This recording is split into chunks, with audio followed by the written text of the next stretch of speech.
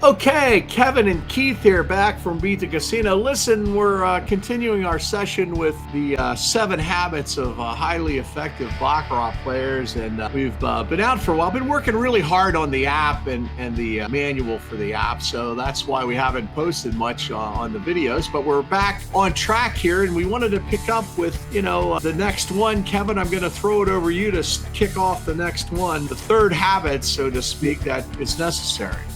Yeah, this is the part of the triangle at the beginning. First things first. Yeah. Something that you need to do as an individual before you go to the casino. Absolutely. And if you had to, we'll break it down into a couple things here of putting first things first to get kind of organized, to get ready to go play and, to attain your goals.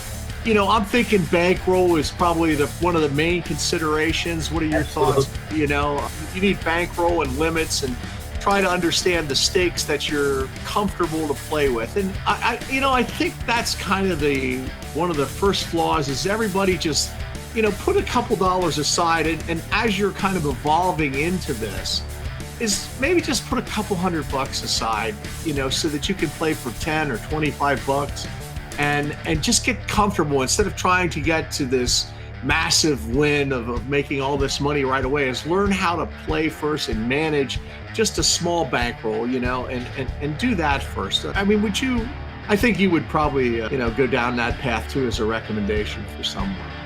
There's no doubt. I mean, if you don't have a sufficient bankroll to satisfy or support your objective, you're gonna bust out and you're gonna lose your money. And you're gonna hit yourself in the head saying, "Why did I even go do this when I wasn't playing?"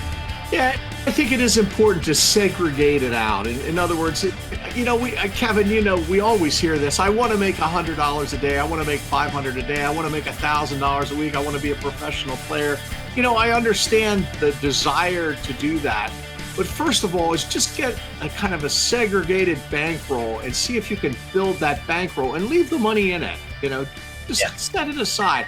Whether it's $500 or $1,000 that you don't need it to buy your sodas down the road or gasoline or anything. Like, just put it aside as an investment kind of thing that you're trying to do, or a business, however you want to approach it. But that's all separate from everything else. And I think, the folks that do that usually fare the best, because you don't want to bankrupt the business by over betting and all those things. You just want to manage the money that way. So, the next one, Kevin, I think we talked about is observe others. Give us some insight into that if you're counseling someone about. Oh, I have, I understand that what I did in the beginning, which is, 30 years ago, but I had no idea how to understand and interpret what else was going on at the table, in addition to just me deciding whether I was going to bet on player or banker. All sorts of things going on in the casino. There's noise, there's TV, there's slot machines going off. Absolutely. The tables, depending on where you sit, you may or not feel comfortable with that.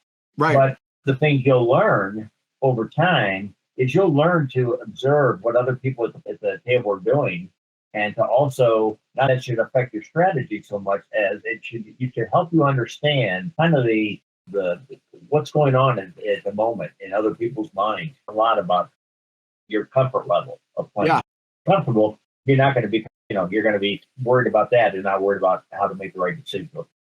Yep. Absolutely. So good stuff. Good advice. Of course, then that kind of naturally leads into money management. And of course, we're going to tell everyone to pretty much flat bet. Yeah. Yeah. I just say it this way. If a player can't win flat betting, okay, it means getting your hit rate, we talk all the time about hit. How do you get it above 50%, et cetera? If you can't do that, okay, you will not win money with the progression. You may win in the moment. You may win in the next 3 hands. You win all day. But if you use that as your go-to method, some kind of negative progression, you are going to eventually bust out of it, and you're going to wish that you'd never done it. And then, if you don't know what to do, you're going to go repeat it and do it again. Yeah, absolutely. And, it's a good feeling when you're winning, but it's a terrible feeling when you think you've figured everything out and all of a sudden you bust out of it. Yeah, especially when you're starting out, if you get into that, what happens is you start betting when you shouldn't. that's usually, and the casino does all sorts of stuff like that to get you out of your thinking mode. They're going to get you to bet when you shouldn't, and you said a really profound thing one time about betting, Kevin. It really made an impact on me. And probably we all knew it. It's just you don't realize it until after you think about it. And you kind of have a knack for stating what we should always keep at the forefront. And that is with betting. You said, well, listen, if I make a mistake and I don't make a bet and I didn't lose that or didn't win it and I lost it, it's going to take two bets to make that up. But if I don't bet it, I only got to make one of them up, So, Yes, you didn't win, but if you bet it and lose it, you have to not only win one bet to make it up, and then one bet to get ahead. one bet to get ahead. So learn to flat bet and learn to spot your bets and divide your bankroll into something. The main goal shouldn't be to go out and make a lot of money first. The main goal should be just get your hit rate up and play for a level that you're comfortable and learn how to manage your bank. Good stuff, I think. Of course, you're the master of methodology, Kevin. Would that be the next thing you should probably take a look at? Yeah, before you go to the casino and play Baccarat, you obviously should know not just quote unquote what you're doing. You should have an array of concepts, ideas, methodologies. Some people call them systems, whatever you want to call them. I really don't care. I also call it a toolbox. Okay? Yeah. A guy comes to your house to fix your drain, or whatever, your plumbing. He's got a whole toolbox. He's got a truck with more stuff in it if he needs to go get it. Same thing when you go to the casino. The playbook. Okay. Yeah. And the forum is so successful because people realize over time, whether through seminars or their own efforts or their own, beatings that they have to take, because they don't know, they know they got to have an array of tools. That's right. Yep. And here is the playbook. The 10 best bets in Baccarat are right in this playbook. So you get them at Beat the Casino. We send this to you, of course. So you can take it right to the casino and write your information in here and refer to it. And, again, there's a lot more than this, but these are the 10 best bets. And it's hugely popular, by the way. Of course, we have strong side and, some of the most common and least common bets in there. And really good stuff. And of course, also too, Kevin, the methodologies gets into the stuff we have in the app. We have of course, your, kind of flagship approach, which of course was 4D and 5D, and obviously the variations on that. And then, of course, the hugely popular V80, which is really kind of a go-to system for a lot of players because it's easy to play, it's easy to track, and it's a winner, and it's just one of those great ways to play, I agree. Yeah. And again, I think the simplicity of it, and obviously it doesn't win every game, but if you have the patience to sit down and watch a lot of games and jump in your spot and analyze it, whatever's ahead tends to stay ahead, and that's pretty much the premise of V87. We wrote down goals. What does success look like? What would you say someone's goals should be in the first couple months of trying to do this, Kevin? What would your recommendation be for them? From your own personal experience, from your business life, from the life you led up to this point, whatever. I don't care if it has Baccarat in it or not, or any other kind of gambling or whatever. Is a couple of analogies for yourself of how Baccarat is going to be just like anything else you've ever done. Yeah. And what I mean by that is if you're driving a car and all of a sudden there's a sign over the freeway or whatever, and it says slow down, traffic ahead. You had a couple of options. One is to get off and try to find a different path. One is to go sit in the traffic, is to turn around and go home. Okay. Mm-hmm. And that's just like Baccarat. Okay. The shoe is not, coming at you the way that you are prepared to deal with it. Hey, sometimes just getting up and going home is your absolute best course. Not try to out-muscle the casino or out-muscle one example. That's right. And of course, lastly, what we talked about is tracking mechanisms. And pardon me, I know you're a big proponent or a big advocate, I should say, of this. One of them, you have a way to track it, pardon me, in the game. And of course, you use your chips. I just watch you pretty much flat bet and basically just use your chips. You buy in for 10, for $1,000. If you're up to 12, you're up 2. If you're down to 8, you lost two. So I know you use your chips, but you have to have one in the game, however is more comfortable for you, and then one long term of session. Would you say that's probably very important and obviously one of the first things that you should get first? Yeah, one of the things that people first got on the forum in 2010, Right. I didn't have any consistent way to measure, okay, my progress, whether I was doing good or bad.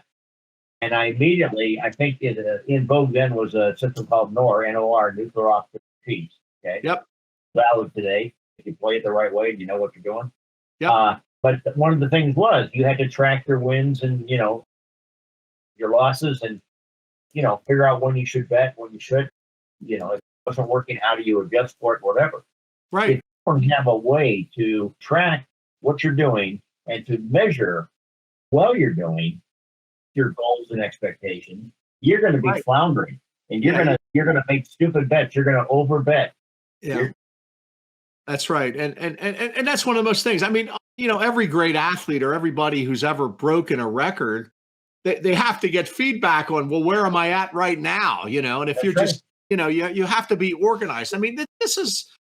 I don't want to say it is hard. This is hard to do. It's not an easy thing to do, but it's possible if you use, pardon me, the right approach, and you actually track what you're doing, and you get feedback not only from yourself and from your own play, but from others. And again, you want to coalesce all this information into a win, and you do this by feedback from others and tracking and everything else that we teach you how to do. So. Well, listen. Measure yourself not just in the moment, do your playing or session or whatever. Right. But when you're done, you got to take that information and go back to all your accumulated information that you have so far with respect to the game. Yeah, I don't care if it's broke down, weekly, monthly, from the beginning, whatever. And you've got to now put these new, statistics, whatever you want to call them, in there. And you've got to see, are you making progress going forward? Or are you regressing? Yeah.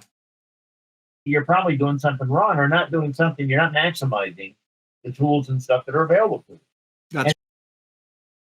People are doing well, and all of a sudden they look and they say, geez, I've lost 3 out of the last 4 sessions, and I didn't do so well today, but I forgot that I had lost those other 3, Right. That's part of the casino's game. It's like, they get you. It's everything is quick and now, and you forget what time it is, and keep records of how you do, and the folks who are most successful as yourself, and I know some other folks who are just document when they play. They take it very seriously. They're not going to the casino to, some people have fun there, of course, but that isn't their primary reason. They're going to make money. I know you're dead serious when you sit down and play. It's like all the idle chatter stops. There's nothing that you're concentrating on more than the game at hand. Sure, afterwards we go to eat and have a great time and everything, but man, it's game on when you sit down at the table, and everyone needs to be that way. And it's a great advice, and it's one that a lot of folks kind of stray away from. So game on when you're sitting at the table. So anyway. Well, listen, that's our next one here. Stay tuned. We're going to finish this 7 habits of highly effective Baccarat players. And Kevin, thanks for chiming in today. Okay. Bye-bye.